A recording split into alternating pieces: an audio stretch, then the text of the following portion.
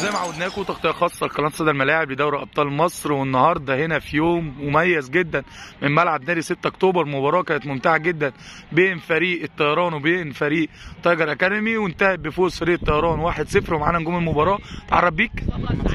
مواليد كام؟ تعرف بيك؟ مواليد 2006. شايف النهارده اجواء كانت مميزه، وشايف كان في تحضير كويس جدا خلال المباراه.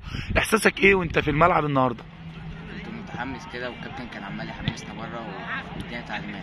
شايف النهارده يمكن انت خدت احسن لاعب في المباراه، حارس مميز، يمكن ثالث مباراه على التوالي. يمكن انتوا اتعادلتوا في اول مباراتين، النهارده حرزتوا ال3 بونت كده، بقى عندكم 5 نقاط من 3 ماتشات.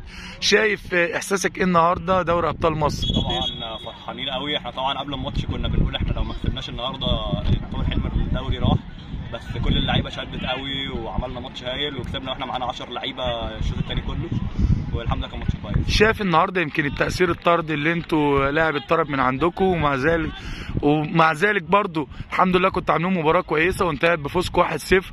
احساسك ايه وانت في الملعب؟